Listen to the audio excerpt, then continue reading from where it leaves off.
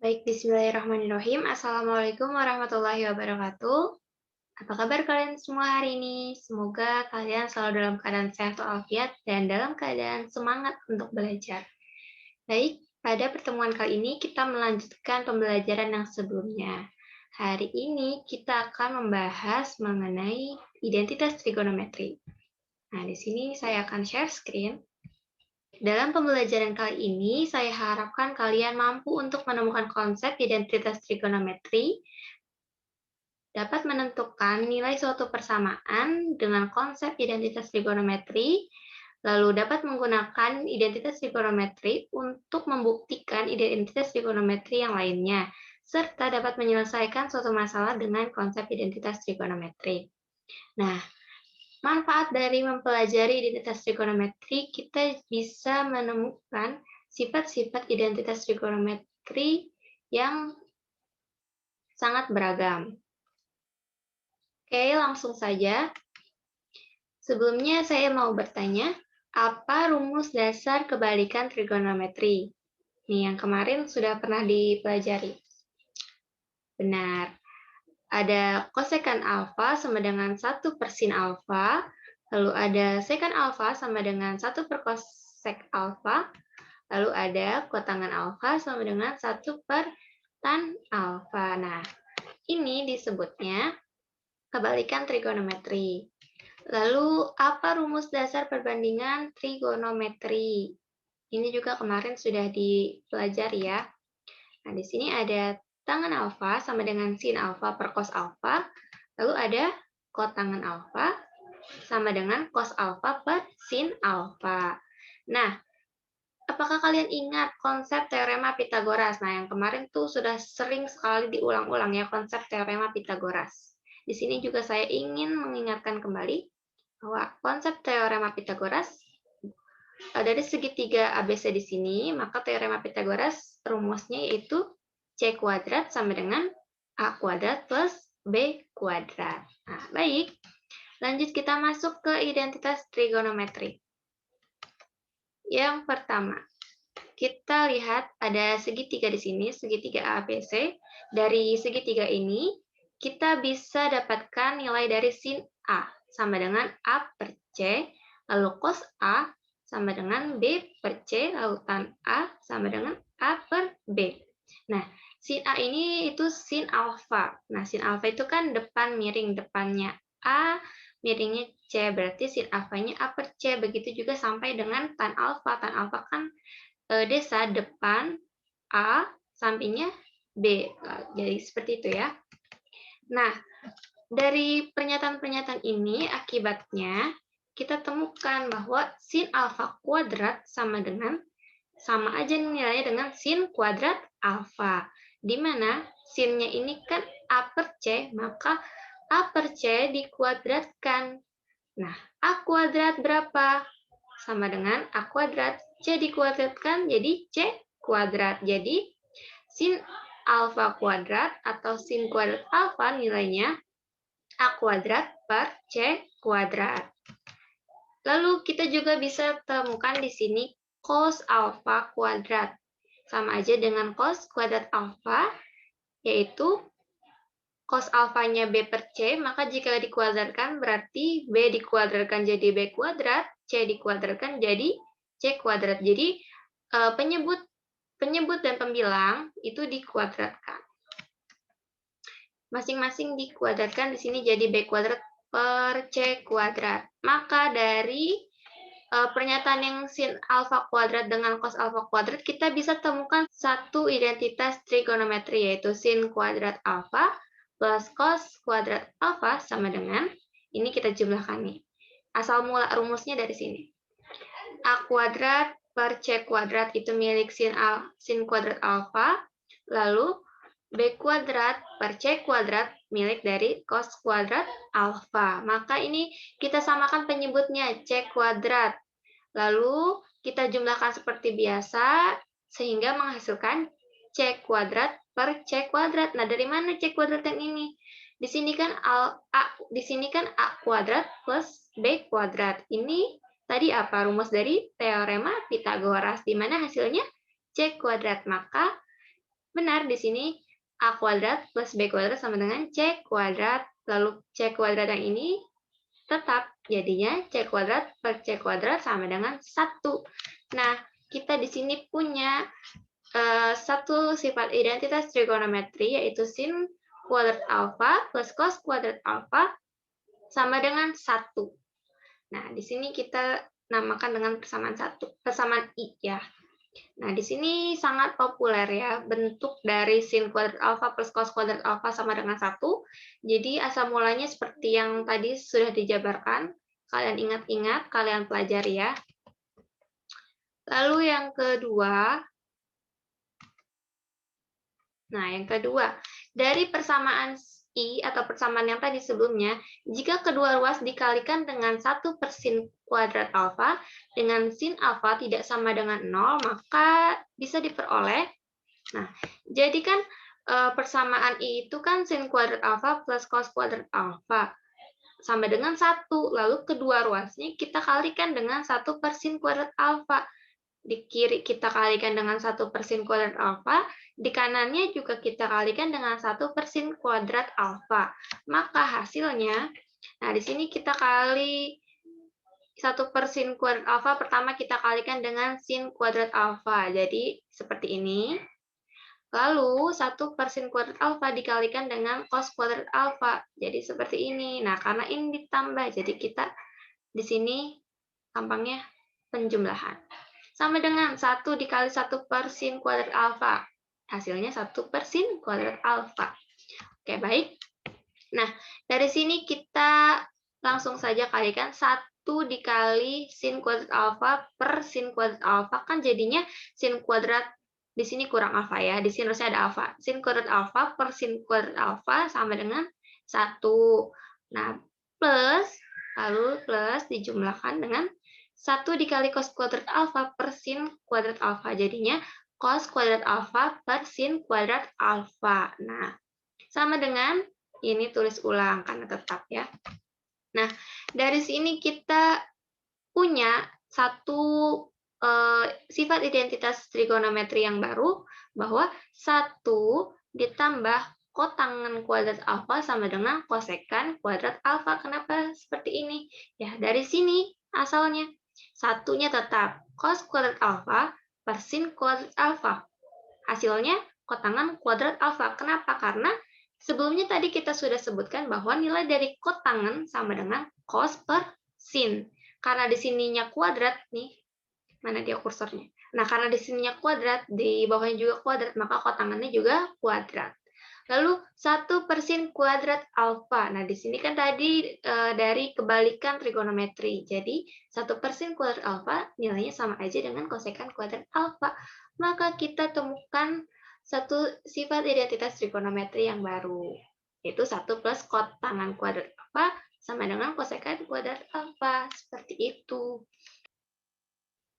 Nah, selanjutnya, dari persamaan I atau persamaan yang sebelumnya, sama seperti tadi, jika kedua ruas dikalikan dengan 1 per cos kuadrat alfa, dengan cos alfanya tidak sama dengan 0, maka dapat diperoleh, nah, di sini kan persamaan I-nya sin kuadrat alfa plus cos kuadrat alfa. Di kedua ruasnya kita kalikan dengan 1 per cos kuadrat alfa. Kirinya dikalikan dengan 1 per cos kuadrat alfa, kanannya pun demikian dikalikan dengan 1 per cos kuadrat alfa. Maka didapatkan seperti ini penjabarannya. 1 per cos kuadrat alfa dikali sin kuadrat alfa, di sini harusnya ada alfanya lagi ya, plus 1 per cos kuadrat alfa dikali dengan cos kuadrat alfa sama dengan 1 dikali 1 per cos kuadrat alfa. Nah, di sini tetap nih hasilnya udah langsung aja. Lalu yang kirinya didapatkan 1 dikali sin kuadrat alfa per cos kuadrat alfa. Berarti hasilnya sin kuadrat alfa per cos kuadrat alfa. Jadi pembilang dikali pembilang, penyebut dikali penyebut. Di sini penyebutnya 1, maka di bawahnya hanya cos kuadrat alfa, seperti itu. Plus ini 1 dikali cos kuadrat alfa, hasilnya cos kuadrat alfa per cos kuadrat alfa. Jadi cos kuadrat alfa dibagi cos kuadrat alfa, hasilnya 1. Nah, maka di sini kita tuliskan 1 sama dengan Yang kanannya langsung pindahkan aja karena sudah tetap nilainya 1 per cos kuadrat alfa. Nah, di sini berlaku nilai dari sin per cos, yaitu tan, maka jika sin kuadrat alfa per cos kuadrat alfa, jadinya tan kuadrat alfa. Plus 1 tetap sama dengan, di sini kebalikan, 1 per cos kuadrat alfa, kebalikannya berapa? 1 per cos kuadrat alfa, kebalikannya apa? Secant kuadrat alfa. Maka di sini kita temukan satu sifat identitas baru lagi, yaitu tan kuadrat alfa plus 1 sama dengan secant kuadrat alfa. Nah, selanjutnya, dengan cara yang sama, akan berlaku pula persamaan trigonometri di sudut beta. Jadi kan tadi kita membahas tentang sudut alfa, nah sudut betanya juga akan sama, demikian juga. Lalu, adapun persamaan trigonometri tersebut berlaku jika sudut yang digunakan sama. Jadi, sifat identitas trigonometri yang pertama tadi, yang kedua, dan yang ketiga akan berlaku jika sudut yang digunakan sama. Artinya tidak dapat dituliskan seperti sin kuadrat alfa plus cos kuadrat beta sama dengan 1. Nah, ini nggak bisa karena di sini alfa, di sini beta. Itu nggak bisa. Jadi harusnya sin kuadrat alfa plus cos kuadrat alfa atau sin kuadrat beta plus cos kuadrat beta gitu. Itu yang berlaku untuk persamaan-persamaan tadi. Harus jenis ya sudutnya. Nah, dapat disimpulkan identitas trigonometri yang pertama. Nah, yang pertama kan di sini tadi kita punya sin kuadrat alfa plus cos kuadrat alfa sama dengan 1. Atau nih di sini berarti kita bisa memanipulasi atau mengolahnya, memodifikasinya sehingga kita mendapatkan sin kuadrat alfa sama dengan 1 min cos kuadrat alfa. Ini nilainya sama. Hanya kedudukannya aja yang beda, posisinya yang beda, tapi nilainya sama. Atau kita juga bisa dapatkan cos kuadrat alfa sama dengan 1 min sin kuadrat alfa. Nah, lalu yang kedua, identitas trigonometri yang kedua yaitu 1 plus kotangan kuadrat alfa sama dengan kosekan kuadrat alfa.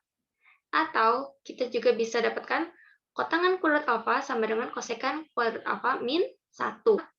Atau kita bisa memodifikasinya sehingga kita dapatkan kosekan kuadrat alfa minus kotangan kuadrat alfa sama dengan 1. Nah, nilai dari ini maupun yang ini itu sama ya. Lalu yang ketiga, kita punya tan kuadrat alfa plus 1 sama dengan secant kuadrat alfa. Atau tan kuadrat alfa sama dengan secant kuadrat alfa minus 1.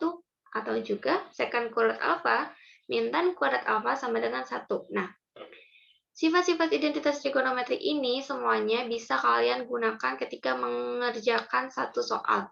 Suatu soal tersebut, kira-kira yang mana nih yang lebih mudah untuk kalian gunakan gitu ya. Jadi kalian bisa menggunakannya untuk menyelesaikan satu persoalan. Contohnya di sini, mana dia?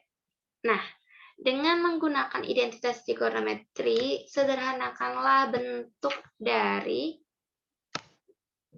1 plus sin alfa per cos alfa ditambah cos alfa per 1 plus sin alfa. Nah, ini kalau dilihat aja udah, aduh susah banget kelihatannya ya, tapi mari kita selesaikan. Jawab. Nah, pertama-tama, langkah yang pertama, yaitu kita samakan dulu penyebutnya. Di sini kita sudah samakan penyebutnya. Cos alfa dengan 1 plus sin alfa ketika disamakan penyebutnya menjadi cos alfa dikali 1 plus sin alfa. Nah, lalu penyebut cos alfa dikali 1 plus sin alfa kita bagi dengan cos alfa, penyebut yang di sini. Berarti kan sisanya 1 plus sin alfa, karena di sini sudah cos berarti sisanya 1 plus sin alfa. 1 plus sin alfa ini kita kalikan dengan 1 plus sin alfa. Jadinya 1 plus sin alfa dikali 1 plus sin alfa. Nah, sudah selesai yang sebelah sini. Lalu ditambah. Nah, cos alfa dikali 1 plus sin alfa dibagi dengan penyebut yang sebelah sini. Dibagi dengan 1 plus sin alfa. Maka hasilnya cos alfa.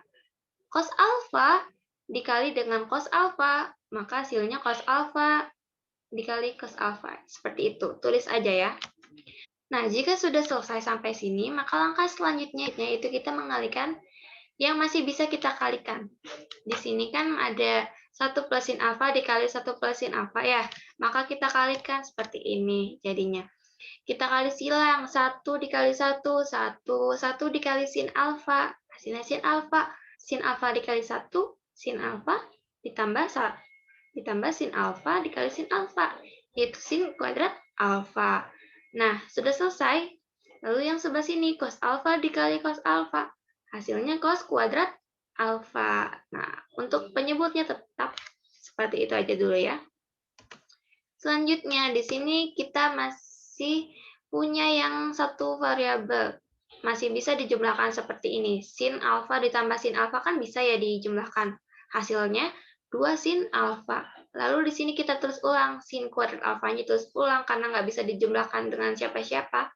Cos alfanya juga tetap kita tulis ulang aja karena belum bisa dijumlahkan dengan siapa-siapa. Seperti itu ya. Lalu dengan identitas trigonometri yang sudah kita ketahui sebelumnya, di sini ada nih, 1 plus 2 sin alfa. Nah, di sini kenapa 1? Karena sin kuadrat alfa ditambah cos kuadrat alfa, sebelumnya kita sudah tahu hasilnya berapa? 1. Nah, maka di sini kita langsung tulis 1. Nah, di situ ya fungsinya identitas trigonometrik, kita bisa gunakan langsung. Jadi, sin kuadrat alfa plus cos kuadrat alfa, bukan nggak bisa dijumlahkan nih. Di sini kita punya hasilnya dari identitas trigonometri yaitu 1. Lalu berarti hasilnya 1 plus 2 sin alfa ditambah 1 per cos alfa dikali 1 plus sin alfa. Sama dengan, nah 1 ditambah 1 langsung aja udah kita jumlahkan hasilnya 2. Berarti hasilnya 2 plus 2 sin alfa per cos alfa dikali 1 plus sin alfa. Nah, sampai sini kita harus memodifikasinya atau manipulasinya gimana caranya harus lebih sederhana gitu ya.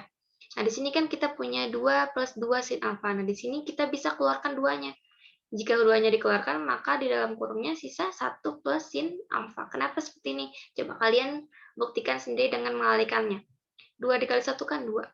Lalu ditambah 2 dikali sin alfa, 2 sin alfa. Jadi nilainya sama aja, tidak merubah apapun, tapi hanya bentuknya aja yang dimodifikasi, seperti itu. Untuk penyebutnya tetap seperti sebelumnya, sama dengan, nah di sini kan kita punya 1 plus sin alfa, di bawahnya 1 plus sin alfa. Di sini kita bisa coret-coret. Karena nilainya 1, jadi nggak perlu ditulis ulang.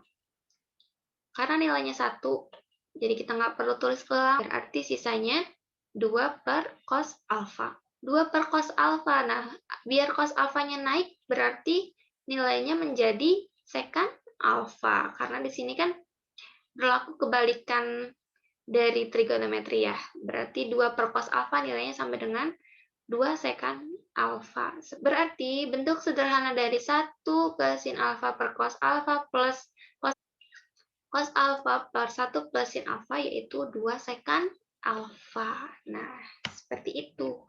Lalu contoh yang kedua. Sederhanakanlah bentuk persamaan 1 per 1 plus tan kuadrat X. Kemudian tentukan nilai dari persamaan tersebut untuk X sama dengan 60 derajat. Jawab 1 per 1 plus tan kuadrat X. Nah, di identitas trigonometri yang sebelumnya kita punya sifat 1 plus tan kuadrat alfa sama dengan secant kuadrat alfa. Maka di sini berarti penyebutnya 1 plus penyebutnya 1 plus tan kuadrat X berarti hasilnya sama aja dengan secant kuadrat X. Nah, sampai sini sudah mulai sederhana, maka di sini berlaku kebalikan 1 per secant kuadrat X, kebalikannya apa? Cos kuadrat X. Nah, seperti itu. Mudah bukan ya? Nah, seperti itu. Jadi, sesederhana itu. Lalu, jika sudah sampai cos kuadrat X, maka kita substitusikan nilai X-nya. X-nya 60 derajat, maka cos kuadrat 60 derajat. Cos 60 derajat berapa? Lihat di tabel trigonometri, hasilnya 1/2.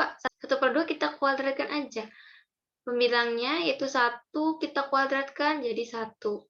Penyebutnya 2 dikuadratkan, 2 kuadrat sama dengan 4. Berarti hasilnya 1/4. Seperti itu.